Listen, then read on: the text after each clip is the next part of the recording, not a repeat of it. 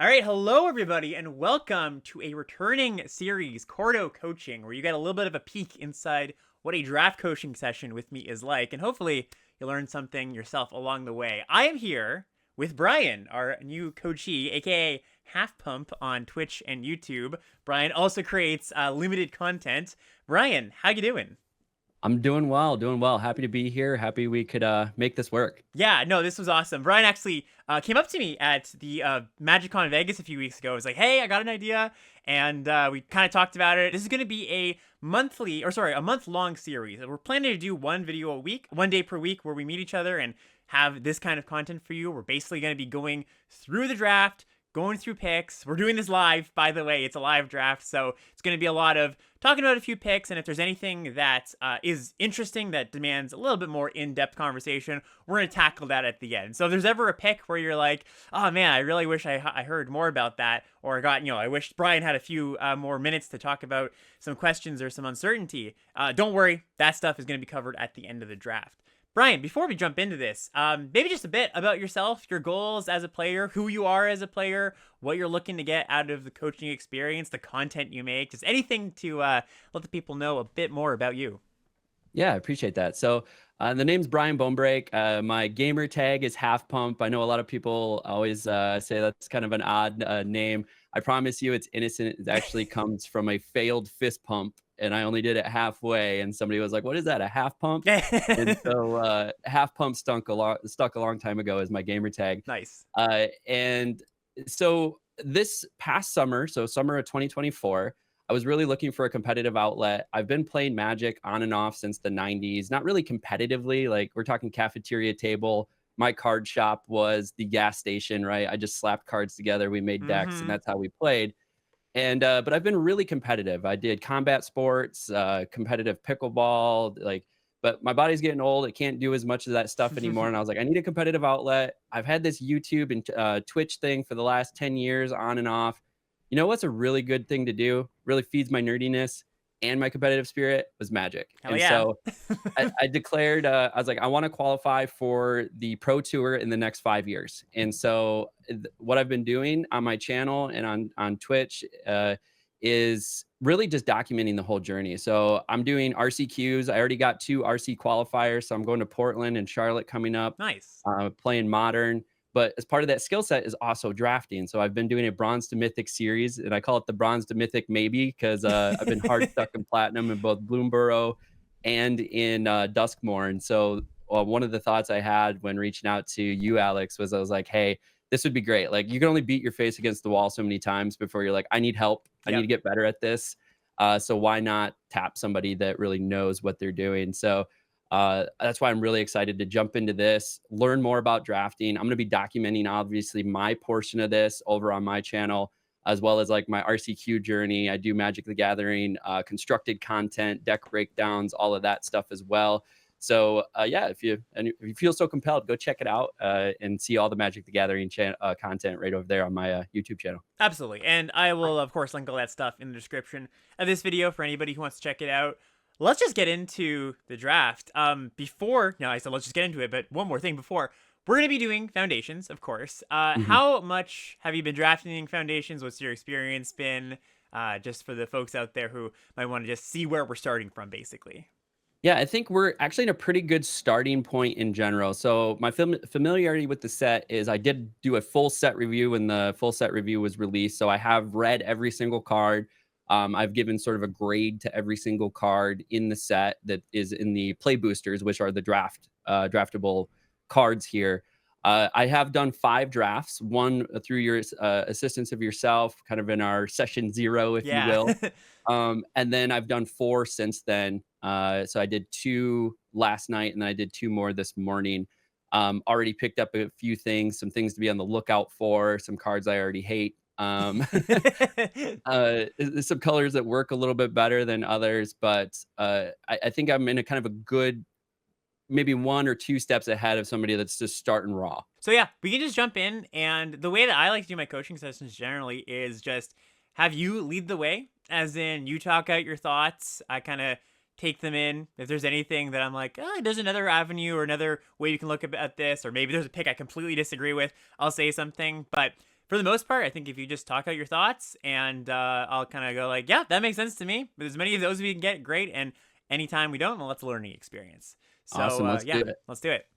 We're gonna use that draft token. We got in on a draft token pack a while ago, so our first 5 drafts have been tokens, which have been Nice. great. So I do leverage Untapped. I love being able to like review the drafts and see like my stats. I know there's a couple other solutions out there like 17 lands, Hmm. and there's another one I ran across the other day as well. And I also do like the fact that they put the rating on the cards. I think as a new drafter, especially new to a set, it really reduces that time to understanding of like, hey, what are the actual good cards here? Absolutely. Um, Yeah. I think just like zoning in, even if it's not perfect, just zoning in on like, oh, that one looks pretty decent. exactly like this. It immediately draws your eyes. Like, why are these on fire? So you know, so taking a look at it, I know some things that right off the bat, green is a weaker color. So I always try to keep in mind, like, what is my goal? My goal is to win and to rank up. Hmm. So if I can avoid green, I generally do, unless it's obviously the strongest card in the pack. Um, and so taking a look here, good removal in black with Eaten Alive. There's really good synergies with Felidar. It works well in sort of like an Angels flying approach. It also works well in like a white-black deck as well. Uh, Overall here, I think the best card is probably Infernal Vessel. I would agree with Untapped's guess, just because it dies and it comes back bigger. And black is a really strong color right now. Yeah, exactly. In my early picks, as much as I think that color balance, just ranking the 5 colors, you don't want to over-index that. I'm going to start my draft on the right foot if I can. Like you said, start with Yeah. one of the better colors rather than green, which I've been drafting my fair share of green, but might as well start with the black card. Yep. And I've had 2 drafts now that have been into green and done okay with those.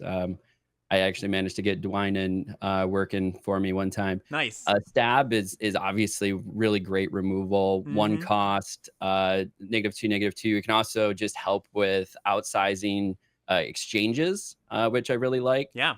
The only caution I think I have is grabbing a removal so early when there's some other good choices potentially, like the Dazzling Angel. 2/3 gains life. There's good life gain synergies out there, and it's flying. So I'm actually kind of torn between these two. Yeah, Um, card's really good. Like Angel, I think is the best card, and this brings up a fundamental question of draft: is like, do you take the best card or the card that maybe is slightly worse and goes with your first pick? I would take the black card here personally because I think Stab is just below my Angel in my rankings, and we've started with a black card. But mhm. if you started Angel and consider that like a new pick one pack one, I don't think that would be too bad either. Okay. That's good to know.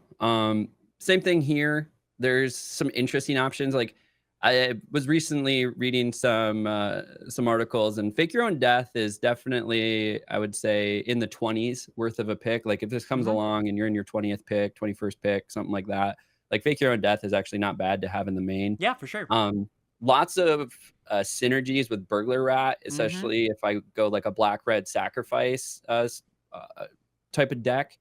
Um, and you can definitely get some advantages out of that Burglar Rat. So I personally like Burglar Rat here. Yeah, I love Rat. Rat's great, and we have a little bit of time to talk about this pick quickly because it's a pretty straightforward pick. One thing I'm noting about this pack is there is a the amulet in the pack, the Ravenous Amulet, and that's not a card I'm gonna third pick, fourth pick, but it is something that I'm like, well, that's a card that could realistically come back, and it plays well with what we're doing here. So that's a little bit incentive to even go deeper on like this like sacrificey theme we get because that Mhm. might come back to us in this pack. Yeah, that's awesome. Same one here, 9 lives. That really jumps out at to me. Like we're starting, I think, to be in this sack approach. Same thing with the sack mentality as infestation Hmm. sage. The fact that it's basically a 2 for one. Another way to think about it is it's a 2/2 for one, with half of it being flying. So I really do like that as a sack target. But this is a repeatable sack target. You get 8 counters on it, or 9. Is that how it actually works? Is Yeah, it 9? basically works at 8. 8, 9. Yeah, I think most of the time when you're doing that 8 or 9 times, you're going to be winning the game. So Yeah. it's an interesting pick actually because I think that Infestation Sage is probably would be my vote here for the better card because like all things being equal, when it's close, one of my tiebreakers is always take the cheaper card. And it's not like Mhm. 3 mana versus 1 is a giant difference, but good 1 mana cards, when you can find those, that's a really big deal because you just aren't going to be able to find that many good 1 mana cards, and just the quality of a card being a single mana, that means a lot to me. Yeah. Well, speaking of that, we got Yeah, there's another another one. one. Great. Uh, Awesome. and also too, what I've found is there's a lot of capabilities to go wide. Hmm. And I'm also having things in the air is super important. Oh yeah. I think I undervalued that in my first couple drafts, and then I just kept getting run over in the air, and I'm like, realized I'm like half of my creatures or all of my removal needs to be able to target something in the air, Hmm. to keep that under control. So even the fact that it's a 1/1, that's fine. That could provide a blocker. If I get a 2 of those down, now hey, now I'm blocking something with a 2 toughness. So I like that one. Also like Prideful Parent comes out with a 1/1 as well, but I think sticking with our strong black approach. Yeah, and I think this is going to be the first pack where we kind of diverge potentially. Yep. Like, there's the Blight Priest, which is not, it's a fine card if you're doing specifically the late game thing, but not really what we want to do. So, where does your eye get drawn to after we're not, we've had 6 easy picks basically, or 5 easy picks. Now it's like, well, we got to make some decision. I mean, Jouster is great. It's life gain for 1, plus it's 3 damage. It's essentially Elspeth Smite, Hmm. um, but without the exile capability. Other one to maybe look at is Tolarian, um, but that you have to kind of build around that. Yeah, for sure. I think with this collection of cards, mostly creatures, I wouldn't take the Terror. And I think that Jouster is probably the best card to take here. There's the dual land, too, the blue-black dual land. I wouldn't Mhm. mind speculating on that, too. But in any case, we're kind of speculating on some thing that's not exactly mono-black, so it might just be a wash anyways. Might as well just take a good card. Yeah. Another I Sage is mean, awesome here. That's like 3 in a row. That's awesome. Or not exactly in a row, but this is a really good start to a sacrifice deck. so one of my previous drafts, I actually got a really strong base for that life gain, life loss, infinite combo. So Yeah, I yeah. got the 5/5 flyer, and then I had 3 of those marauding, Oh, and then I sick. had a bunch of ways to like make life or make them lose life. I never got the combo off. Ah, Spoilers if you haven't brutal. watched that draft, but it was pretty funny That's awesome. that I was able to build it. Um, I mean, do we go for a fourth?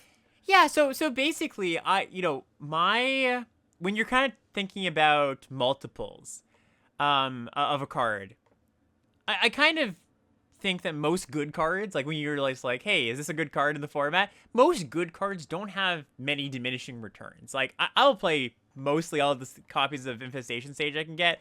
I will want ways to use them though, is the thing going forward. So now like Mhm. I think we really want to prioritize ways to use multiple bodies. I think we just haven't really seen any just yet, but if I'm to craft this deck or this pile of cards into a deck now, we need to have a balance, right? Of like ways to sacrifice things or ways to use multiple bodies, as well as the awesome multiple bodies and good things to sack like Burglar Rat and Vessel that we have. Yeah. So for here, if we're looking at synergies, I mean, this is going to scale anytime something dies. So if it's a sack target, like that Yeah, would be what I would take. Not guaranteeing we're going into green, but I think it's the definitely. best option here. Yeah, especially for Crackling Prowler. It might be like the 23rd card in a black green deck or something. Right. It's same thing here. I mean, uh, t- Courageous Goblin, maybe that could like red is where the good sack creatures are at. Um, I think strategically here, Goblin Surprise plays a little bit better because we're already going to be wanting to pick up things that, use multiple tokens or use multiple bodies in some way, like the amulet that you're right on time, Wheels. there we go. Awesome. I was just gonna say there was that amulet in the earlier pack that we might pick up. So this is like exactly, with the kind of the thing you can notice. I mean, we didn't make too many different picks knowing the amulet was going to be here, but that's the kind of pick where it's just like, hey, that Goblin Surprise, maybe you take the tutu, the red Goblin tutu. That is a little bit of a better card, I think. But because we're Hmm. in this space, this sacrifice space, and yeah, this pick, I don't think it matters too much. Yeah. Because we're in this sacrifice space, definitely want the Token Maker instead. All right, and then just kind of some, yeah, end of the pack stuff. So, we got a little bit of time with this pack. I think a pretty easy pick here with the perforating artist. But Yeah. if we're just to look at our deck, and like, we're not anything but black, I think, and maybe a little bit leaning towards red black because of this pick. What do you think our deck is looking for now? Like, what do we have versus what do we need? So we definitely need more synergies for the sacrificing. Yep. So we're definitely going to be looking for either things that get value from sacrificing or can require a sacrifice payment Mm-hmm. and then us coming out ahead because of it. For sure. Um, so that would kind of be what I'm looking for going forward here. Yeah, I would also just say that we've got a lot of nice synergy pieces, but one fundamental thing that I would like a little bit more of is just a little more removal. In this format, I try to aim for like 4 or 5 removal spells. We've got a Mhm. stab, and when we have to make the pick between a good synergy piece and a good removal spell, it's gonna be a tough one, I think. So we'll just see like what that is when it comes up. So this is interesting. So first and foremost, yeah, I agree. I would definitely look for removal. We're not solid. I mean, we could be like, I think perforating artist is probably better. Well, I mean, I don't know. Dreadwing is really good. That card is very strong, yeah. Uh, but I think, yeah, we're in an interesting spot. So nothing here really jumps out at me as far as like removal that we need. We could potentially consider Dreadwing. Otherwise, Phyrexian Arena is the card draw that we need. And it's pretty cheap to get out. And there's not a ton of enchantment removal.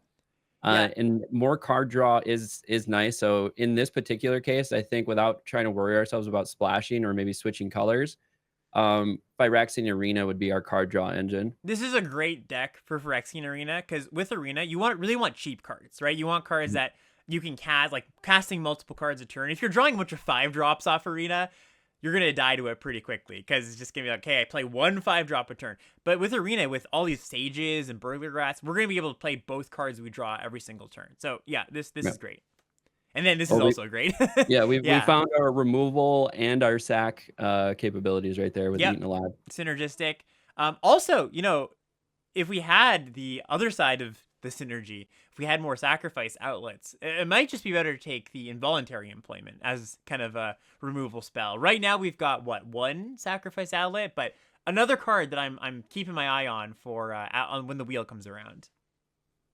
Okay, what was that card again? Oh, sorry, the involuntary employment, the steal your opponent's thing for the turn. Oh, yeah. Yeah, because we've got the amulet. I generally want like 3 or 4 sacrifice outlets to really comfortably play that card. But yeah, this deck definitely could.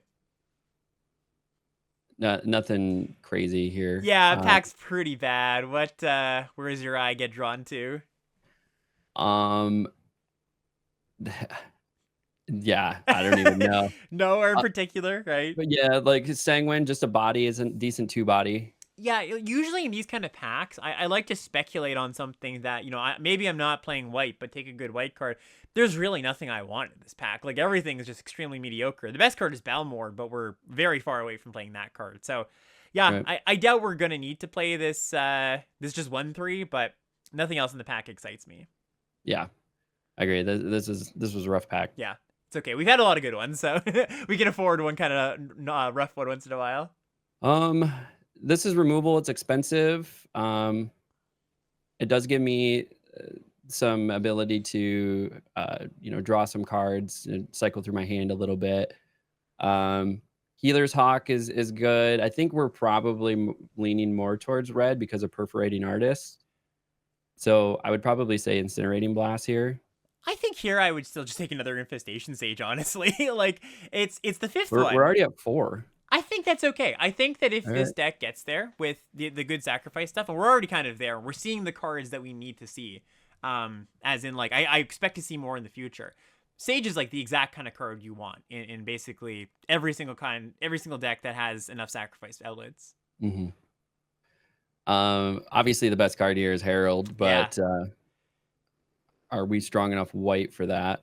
So one of the things is that because it's a 7-drop, you're often gonna have white by turn 7 if your deck has like 8 planes in it. We might not want 8 planes in this deck though. I think that we're heavy black enough that we're gonna want like 11 black sorcerers or something. I think we still take it over like the Warden of the Cycle, which is also not great, but I don't think it's that likely we play it.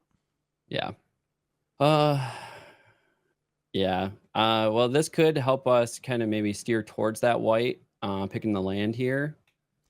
Dauntless Veteran is actually really good. I've seen that just like win games by itself. Also, there's a removal here. This might give us the removal that we need.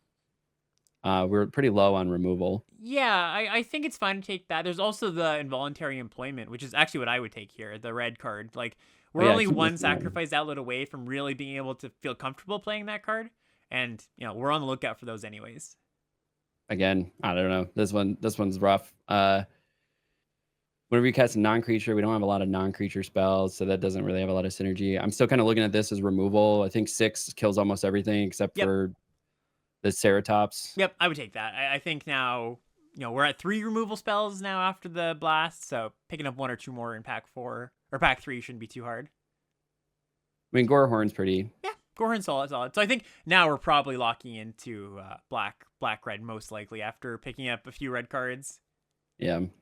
The raid mechanic's really nice. You do got to make sure to take advantage of it. I've seen a couple of my opponents like not take advantage of it, or get any value out of it, and they just like drop a body. Yeah, you got to make sure you've got like our deck's actually pretty good for it because we've got 5 infestation sages, so a bunch of evasive creatures. Yeah. We're gonna like evasion generally plays well with raid. At this point, I draft for the collection. For the collection, yeah. I mean, we're not gonna play any of these commons, I don't think. Yeah. Same thing here. Yep. Nothing will go for the collection. I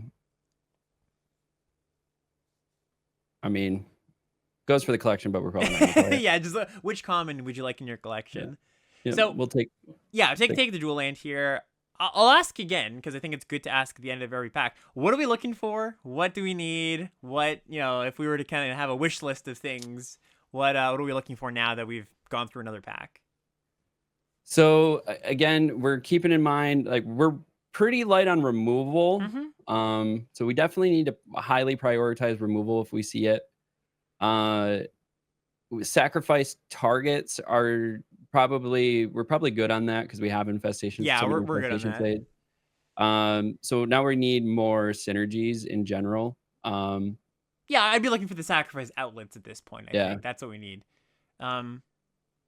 So Black Cat versus like Evolving Wilds, I would say. So not a lot of time for this this pick. I kind of like the land here, honestly. Like anytime you can pick up your first dual land or first 1 or 2, when your deck is already kind of like, yeah, I'm pretty much there on good cards. I'm very happy to do that. Making your mana better is always good.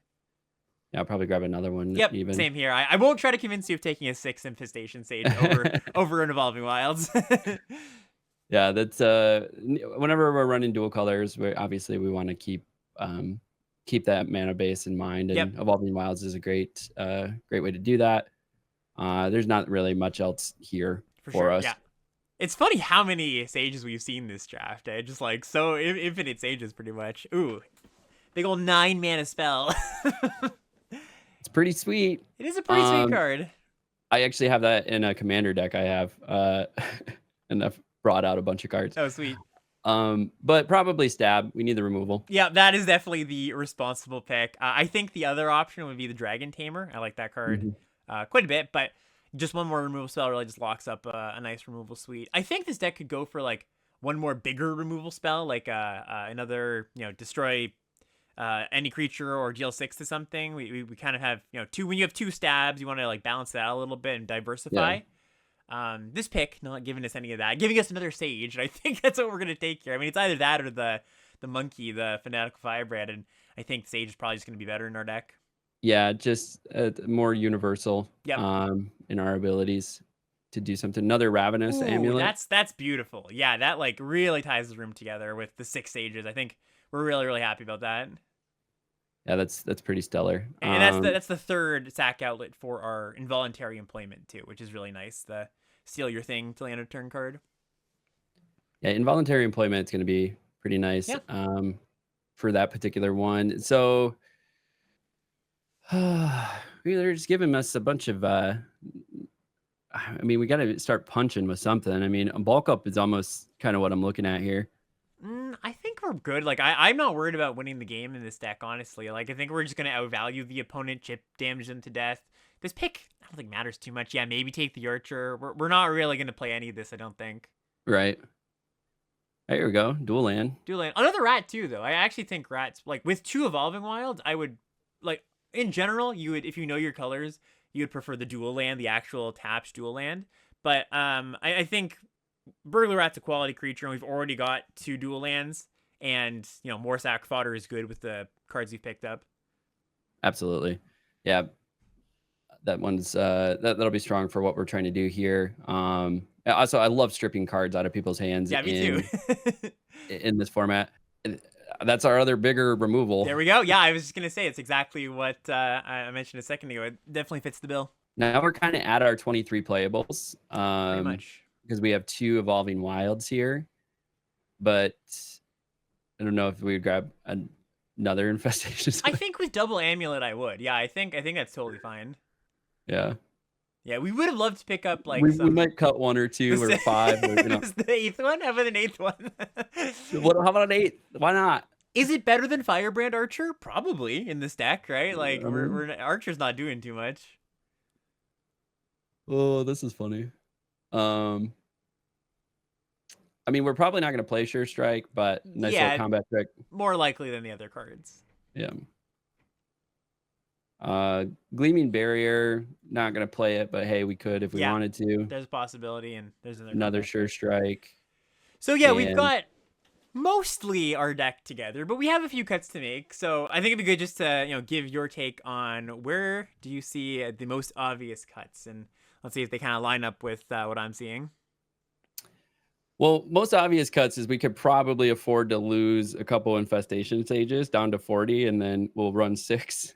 But at the same time, with the double Ravenous Amulet, that is kind of one of our win con. Just sacking a bunch of stuff and then turning this sideways. Like there's only a handful of things that actually remove artifacts in this format. And I think 2 or 3 of them are tied to creatures that have to sacrifice. So I know at least one of them is. It's the Cathar, the white one. The 3/1. Yeah. There's the Reclamation Sage, but that card doesn't get played all that often. So this is kind of one of our big win cons. So sacking a lot of stuff. We get a 2-for-1 sack with Infestation Sage. So we can sack it plus its token, and do a bunch of damage to the opponent. So maybe keeping 8 is not terrible. I definitely want to keep the removals with Stab and Eaten Alive. Yep. Sanguine Siphoner is okay. Do I like it more than Firebrand? I mean, do we have a lot of non-creature cards? Not too many. I think our split is we're like 13 or 14 creatures. I guess you can, if you go to the deck, 15 creatures right now anyway. So we're probably under the number of spells you would want for Archer to be a kind of a filler playable. So that would be my first cut. Yeah, so definitely going to cut Archer there. Other ones that we could consider, Love Infernal Vessel, because that can also be a sack target. Yep. Phyrexian Arena is going to give us our card draw to keep us, having creatures in hands to be able to sacrifice and hopefully get Ravenous Amulet if we don't get it early enough. Again, this more creatures to sacrifice, plus it can be a little combat trick. And it's all creatures, so really like that. Yeah, I think that especially plays well with the Infestation Sages, right? Just being able to, we have a bunch of 1/1s and making those 3/1s, or making like 3 flyers +2/+1 to close out the game. I think Goblin Surprise can be pretty good here. Yeah. Perforating Artist is perfect for that's a no touch, definitely. Yeah, don't touch that one. Involuntary Employment, also great. We steal it, and then Ravenous Amulet it. So we definitely want to keep that. So we're probably looking over here in the 5-drop territory. Honestly, I think we're a little light on removal. So keeping the 2 Incinerating Blasts are probably where I would go, and then cut the Gorehorn. Yeah, the Gorehorn also is interaction. My cut here, it's between one of 2 things. Either the Siphoner, the 2-mana 1/3 that drains when it attacks, because that card's fairly mediocre. or just cutting a mountain, because I do generally like 17 lands over 16, but this deck has an extremely low curve, right? Mhm. We've got, 8 sages. We do have 3 5 drops, but those 5 drops, we're not like, we don't need to cast them exactly on 5 every single turn or Right. every single game. So I actually think my vote would be for cutting a mountain here. Yeah, that makes sense. I really like that keeping in mind the curve. We don't have the traditional bell curve that you would normally look peaking Yeah. around 2 or 3 and then coming out. We're going for really light, go wide, sack targets, and getting value from that sacrifice. So this is it's like the aggro decks right now in constructed, right? They're running 20 lands. hmm Um, because it's just about getting bodies out there, and that's exactly what this will do. Yeah, I think this deck has an okay time at spending mana as the game goes on. That's always what I'm considering when I'm considering land counts. Like, how well do I spend mana every single turn? Like, am I Mhm. spending 3 mana on 3, 4 mana on 4, 5 mana on 5? I expect by turn 5, this deck isn't going to be spending all its mana every single turn consistently. We're going to have hands where we have 3 infestation sages and we just play those, and, we almost dump our hand by turn 4, right? So I don't mind missing my 4th land drop in this deck once in a while. Is kind of the way I would put it.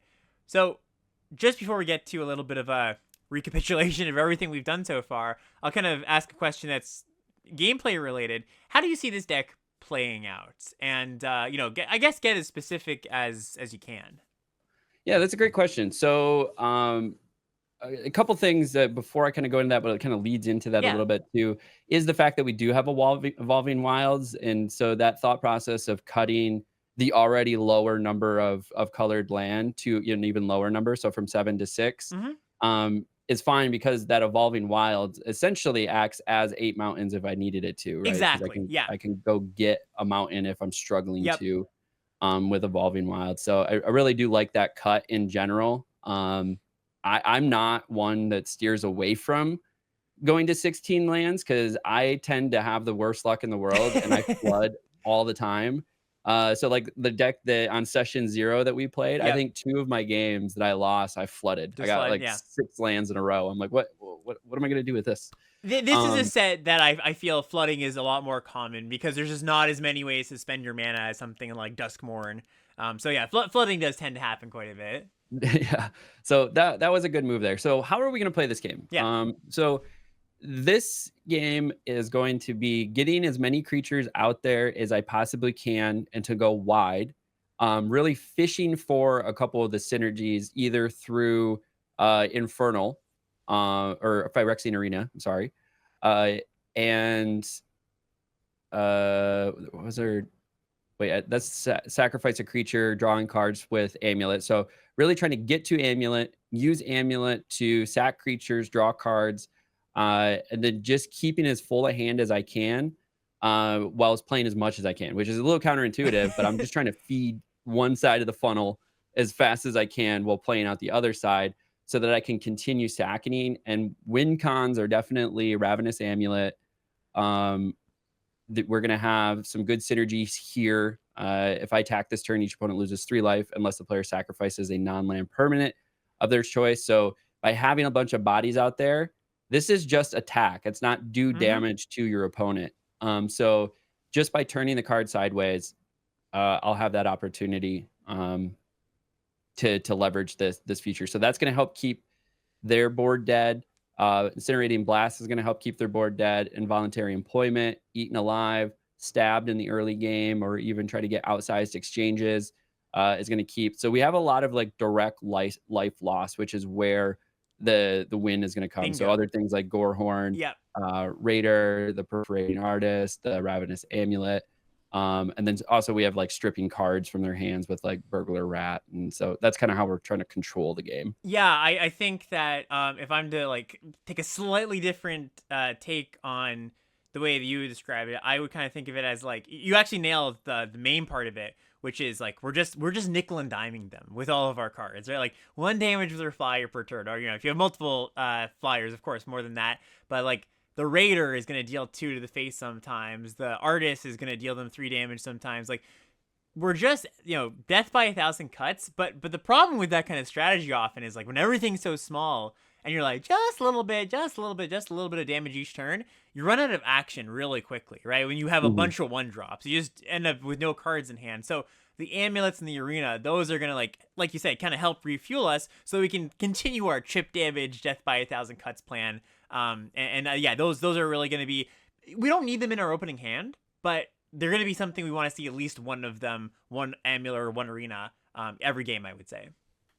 Yeah, absolutely. Like, that's the other concern with a death by a thousand cuts approach is, at least I've noticed already, Yeah. is there's a lot of life gain. I've seen many a person, and myself included, get over 30 life before damage even starts. And so that is one thing. Like, you run into it with maybe this strategy because you also see it in sort of like the mono red aggro constructed decks, is if they manage to gain life just a few times, sometimes It's they just awkward. get out of reach of you being able to kill them. Yeah. This deck So doesn't want to see a dazzling angel. Let's put it that yeah, way. doesn't want to see a Yeah, dazzling angel, which is a little unfortunate because I know white is a really popular choice as far as colors to draft. for sure. So that's why I think one, keeping the gas on it with Ravenous, Amulet, and Arena, plus the direct life loss with things like Gorehorn, Perforating Artist, and then this one as well, right? It's doing damage directly to them, just tapping them. So yeah, there's ways where we're just cutting them a bunch, and then we're also just like salt in the wound is the removing health through other means. Yeah, I think it's this deck is multifaceted in a lot of ways. Where it's not just you take a mono red aggro deck, it's very one note, but it does its one thing extremely well, right? It just kills Mhm. you very quickly. But if it faces any resistance, bunch of removal, life gain, like you said, you can have some problems. This deck is kind of a step above a super aggro deck where it's giving up, it's foregoing the I'm gonna kill you. I kill you every single game extremely consistently, but if you do face that life gain or that removal, you get that little boost from the amulets in the arena, like you were saying. So yeah, we're not just dead in the water to a dazzling angel, even though I would prefer not to play against those here. Yeah. Yeah. Um, yeah. So what would you say is your concerns, right? You mentioned Hmm. Dazzling Angel is one of the matchups that we might not be super excited to get in front of. Yep. What are some other things that we would want to be on the lookout? Cards we'll want to keep in mind if we see a certain color that might be a hard counter to what we're running. Yeah, that's a good question. I would say that you're gonna want to, if your opponent is playing colors that could have flyers, so blue white mostly, make sure you save your removal spells for the flyers. And that sounds very like baseline advice, like save your removal spells for the flyers; they'll kill you. But it's more than that for this deck because this deck, one of its strengths is it gums up the ground really well, right? Like Mhm. if you need to, sack your infest or block with your infestation sage twice against a big green dummy, you can do that, all right? And that buys you 2 turns. You're not going to want to spend your removal spells very often on the ground creatures because you do a good job of kind of surviving on the ground. So save your removal spells unless you think it's a really good, just like great spot to use your deal 6. Save those for the things that you can't necessarily block as well. I Mhm. don't think there's any gigantic like, oh man, like you never, if you face this deck you can't win. That's the nice thing about limited. It's rarely like that. Yeah. Like you said, the life gain might be a little bit of a problem, but I think if you just think of this deck as we'll kill them eventually, and we'll sometimes outcard them eventually with the amulets in the arena. You kind of you want to kill them, but you also, if you're in a spot where it's like I don't really have the means to kill them, I don't have enough resources. Don't be like, well, I got to do it now, or else I'm just, the game's gonna be over. I'm not gonna have a chance. No, your deck has a lot of grind to it. Sit back, wait for your amulet, wait for your arena, then you can kind of start pumping the gas again. Absolutely. No, that makes sense. Yeah, that was the one that jumped out at me was the life gain deck, but it's also good to keep in mind I think that's what you call fundamental magic, right? Especially in a limited format that has a lot of Uh flyers. huh. Like what we're running into this is like you need your value in removing the flyers. I don't know how many. Well, I've played 5 drafts, like I said, and there's been more than a handful of games where all of the creatures on the board were flyers. Right. So like that is something that you really do have to keep in mind. And then I like that thought process of gumming up. We really do gum up the ground game, right? Where we have 8 infestation stages. We have the burglar rat. We have a lot of things that are just out there, and we don't care if they die. And so we're chump blocking a lot of stuff. Yep. What I've noticed too, that there is some trample, but there's not a ton of trample It's true. in this format as well. So that fact that you're just chumping with ones works perfectly fine. Yeah, exactly. So let's kind of take a look back at everything that we've done so far, the draft and the gameplay, or sorry, the draft and the deck build here. Anything that stands out to you as, you know, something I suggested or any comments that I made that are just like, oh, that's a little bit different than I was looking at it, or anything that kind of just caught your eye, just so we can kind of put it in a nice little tight package for everybody at home. Well, the first and foremost is 8 infestation saves. Totally. So like I was aware that you could rock more than 4 cards Mhm. in limited, but like I'm so constructed trained that I'm like my brain does not conceptualize that, because you know it's a 40 card format. And so that would be equivalent of having 6 of that card in a constructed format. Right. So like 4 is great because it's a lot, right?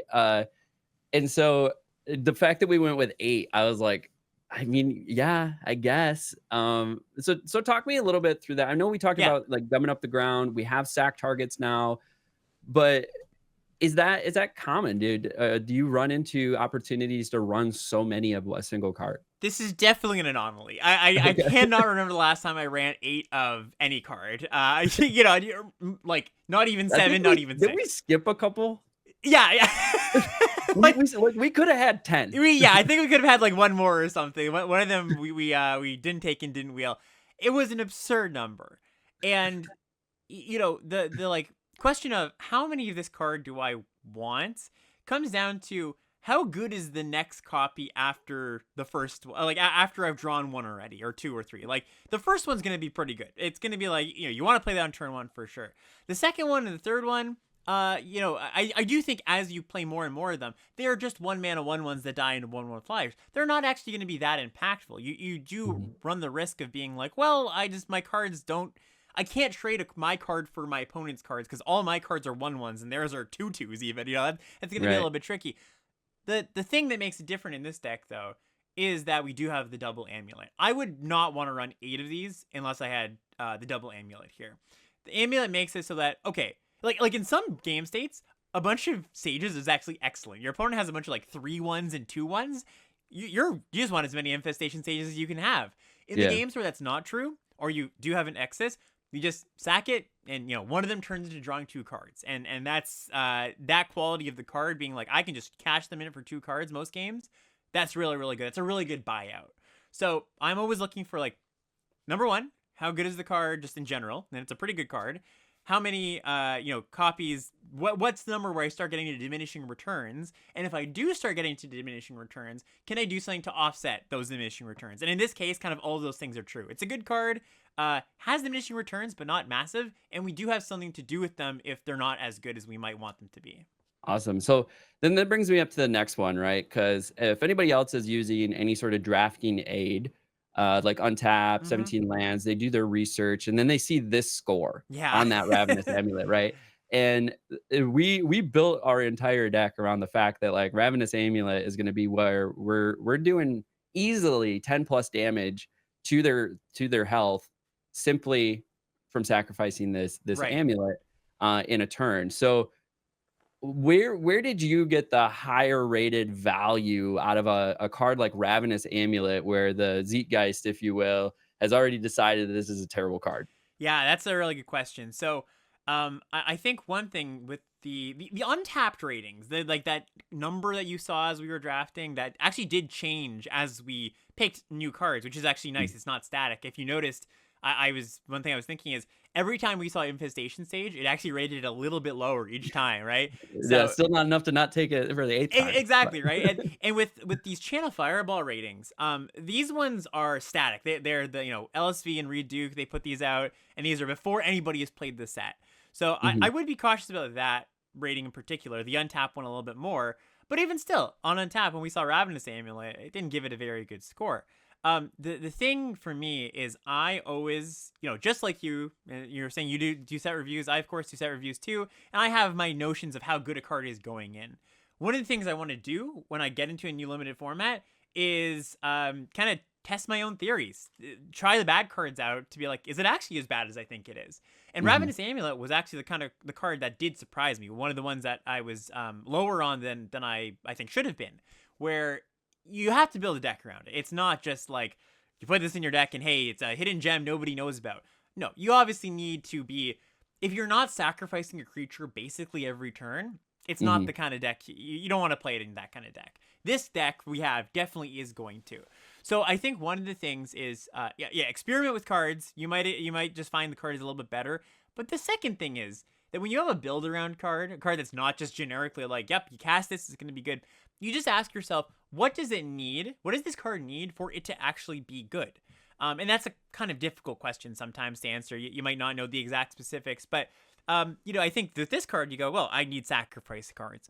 So if you try it in a home where you've got, this kind of deck where you've got a million things to sacrifice and you still don't feel like it pulls its weight, well, then you can just say it's a bad card, right? But if Yeah. you do, you're like, this is a pretty good deck for it, or like, maybe even the perfect deck for it, and you're like, okay, this was pretty good. It doesn't have to be an amazing card, just an above average one. Like if this turns out to be like, hey, this was like a C plus or a B minus in my deck, then that's great. That gives you a new tool in your drafting tool belt that you can say, just like I did when we were doing this draft, like, hey, we're kind of going down a sacrifice path. Maybe that amulet comes back and we can actually be the one to make good use of it. It is a low rated card because not many people at the table should want it, but you should be aware of the times when you do want it.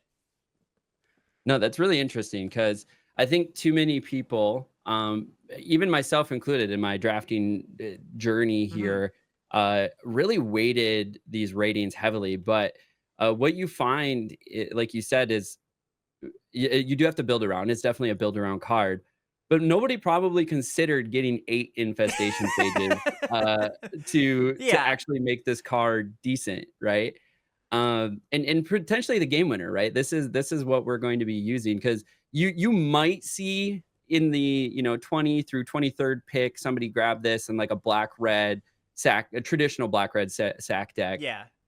just as something to fill. Yeah, it's just a card. Yeah, right. Like, yeah, it's fine. But you're not gonna see what we did here, which I think was a really interesting move to adapt to what we were seeing, and we kept seeing infestation stages, so we kept reminding ourselves at the beginning of each pack, I'm like, or pit yeah, pack, what are we trying to do? Okay, Mm-hmm. we're trying to get sack outlets, we're trying to make this do something, and the something that we found was obviously the ravenous amulet. It's the difference between drafting. This is something you'll hear a lot of limited content creators say.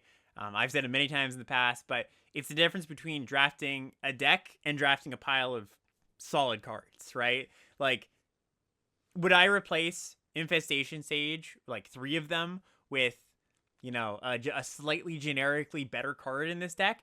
Probably not, because it's so good with the amulets. So it's the kind of thing where you just have to go, yeah, sometimes you just want to go in all in on the strategy you're doing because that's going to result in an actual functional synergistic deck rather than a pile of like, well, these cards were pretty well rated on Untapped. I should take those and play them.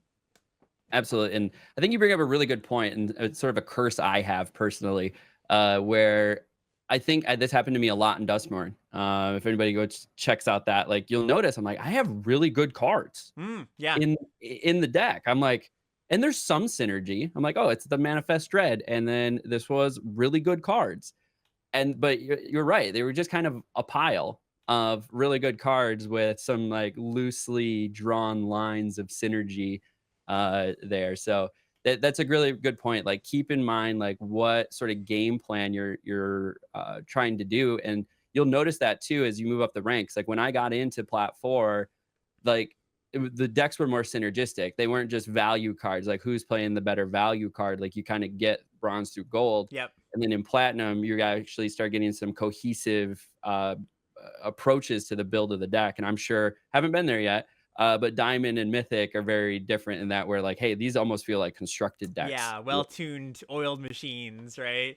Yeah, I Absolutely. think just to cap us off here, one thought that I have as we finish here is I think that's probably for our next few weeks a good kind of subtopic just to touch on, just like what makes the difference between a deck and a pile of cards. And you mentioned it, you put it really well, just like saying like fundamental magic. A lot of the times when I'm building a deck, I'm leaning into the fundamentals of how magic cards like as a game engine tick. And I think if you fall into that and kind of just build up a library of those kind of things, right? Just like, well, you want, sack outlets plus sack fodder. And when you have card draw, you want cheaper cards. Like I mentioned with the Phyrexian Arena, you want to be able to cast all your cards that you draw off of it. All those little things are things I've built up throughout the years. And if I can like give you some of those, that your deck building is just, a little bit more, you have some more theory behind it, basically. I think that's probably a good goal for us. No, I agree because I've definitely come into this more as a constructed player. Hmm. And I've been really good at taking like pre-existing decks and piloting them really, Yeah. really well. I might come in and like alter a few things based off of the play field that I run into, but I don't do a lot of like deck building Hmm. and like crafting and theory crafting about what's the best. So I think a lot of players run into that same thing too because they come from commander where it's like, oh hey, we found a cool deck list and we built it, or maybe they're like, oh, I'm just making a scroll deck and they just make a big commander scroll deck, Right. or they do come from constructed, but again they're just looking up lists online and don't really have that skill set of building a deck on the fly, let alone like keeping in mind a cohesive strategy. So I agree that would be something really cool to kind of just like keep asking ourselves and keep hitting home each time we go through this. For sure. Yeah, I think that sounds really good to me too. So, let's just pack up. Anything you want to finish on here, either for a thought on yourself or anything that we didn't touch on? Make sure to like and subscribe and leave a comment. Unlimited Exactly. level up, so like right below. Go ahead, do all that. You made it this far in the video. You might as well, Exactly. Yeah. do all the things. And then the same thing for me. You can come see me play this deck on my channel. I do stream, or I try to stream every Monday through Friday, usually 7, 8 a.m. Eastern to about 11 or so a.m. Eastern. And sometimes I got to take breaks for work and travel, so I don't get to do it all the time. But then this month of December, I will be releasing a draft video per day for every day in December.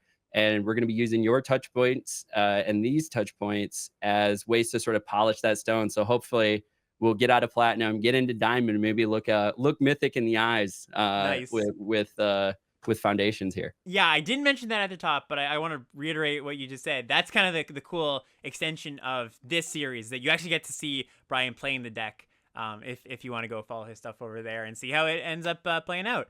I think it's gonna do it. Brian, thanks for joining me on this first episode. I hope everybody out there enjoyed. In the comments, let us know if there's anything you'd like to see just like slightly altered for the next episode. We'll be open to feedback, of course, and see you next time. Thanks for watching.